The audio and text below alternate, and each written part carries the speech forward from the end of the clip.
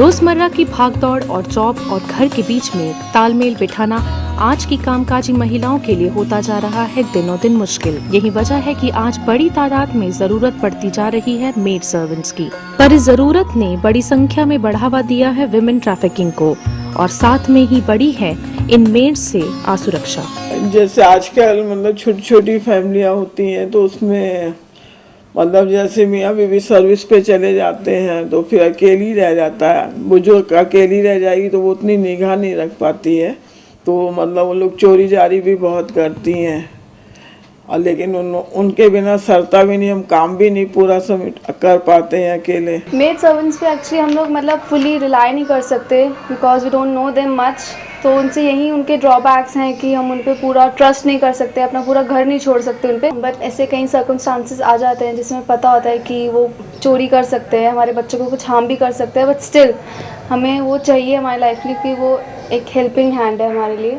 So maid servants are very important these days.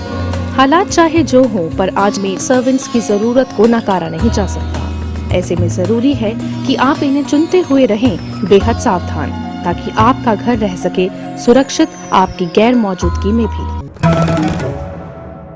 पूजा जी, ये बताइए कि मेड सर्वेंट्स की बढ़ती जरूरतों की बड़ी वजह क्या है?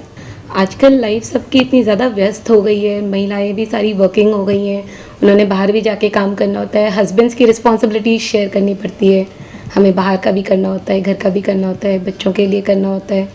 तो आज की डेट में हम लोग को ज़रूरत पड़ती ही है कि कोई हेल्पिंग हैंड हो, साथ में हमारे मेड सर्वेंट्स की ज़रूरत पड़ती ही है। और फैमिलीज़ न्यूक्लियर हो गई हैं, पहले तो होता था कि जॉइंट फैमिली होती थी, किसी ने कुछ किया किसी ने कुछ किया।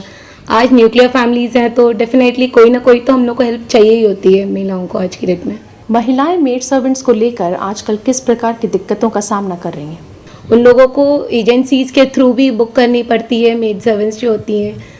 तो कई बार क्या होता है, एजेंसीज़ भी कम उम्र की लड़कियों को भी भेज देते हैं आपके पास में, ये बोल करके कि थोड़े दिन आप उनको रख लो।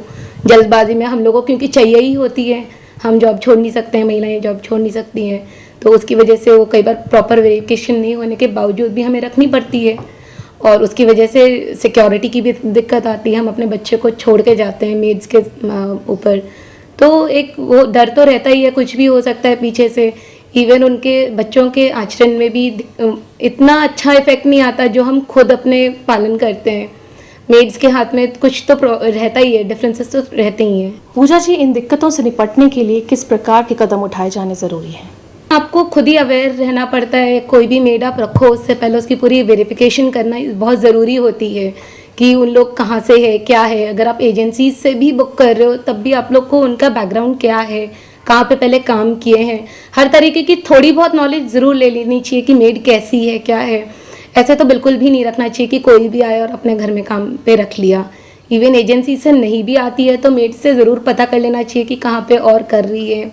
आप थोड़ा आइडिया भी ले लो कि जिस घर में कर रही है कि कैसे कर रही है, क्या है। तो ये कुछ बेसिक अगर आप रखते हो तो ठीक है, उनके साथ बहुत ज़्यादा फ्रेंडली मत हो, एक लेवल तक ही उनके संग रखिए। उनको अपने घर के बारे में बहुत ज़्यादा नॉलेज नहीं देनी चाहिए। बच्चों को भी अगर देते हैं तो इवन बच्चों को भी अवेयर करवाना चाहिए कि कुछ बात हो तो आप हमको बताना, मेड्स के ऊपर पूरा वो नहीं करना चाहिए। तो ये सब चीज़ों की अगर आप थोड़ी बहुत भी रखते हैं